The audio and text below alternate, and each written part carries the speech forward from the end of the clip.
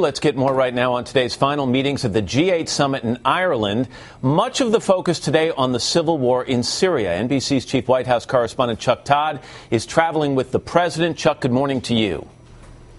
Good morning, Matt. New polls at home show the American public still does not side with President Obama's decision to arm the Syrian rebels. Of course, Syria has been the main focus here at the G8, with Western allies led by the U.S. trying to convince Russia it's in their best interest to stop backing Bashar al-Assad. While the Russians have not come around to the president's point of view, simply dialing back the rhetoric was seen by some as a small sign of progress.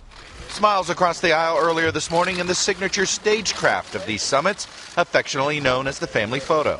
As the president concludes a G8 dominated by Syria, he used an interview taped before he left for Europe to clarify his position. We're not taking sides in a religious war between Shia and Sunni. And he pushed back at the criticism that he took too long to help the opposition to Bashar al-Assad militarily. This argument that somehow we had gone in earlier or heavier in some fashion, that the tragedy and chaos taking place in Syria wouldn't be taking place, I think is wrong. In the anticipated meeting with Russian President Vladimir Putin, both men took pains to look like they get along. The president wants to relax me with his statement. The friendly banter. Thank you. Hardly the hardening of Cold War tension some anticipated.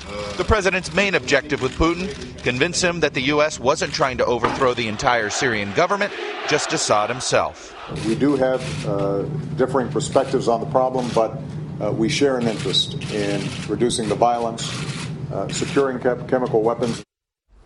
As for the U.S. precondition that Assad must go before talks begin, late last night the Russian government reiterated its stance, no preconditions, and that includes the idea of Assad's departure. President, frustrated by this Syrian stalemate, now heads to Berlin, where he'll have a meeting with German Chancellor Angela Merkel, and then he'll head to the Brandenburg Gate, where he'll be making a speech that marks the 50th anniversary of the famous JFK Ich bin ein Berliner speech. Matt? All right, Chuck Todd in Ireland for us this morning. Chuck, thank you very much.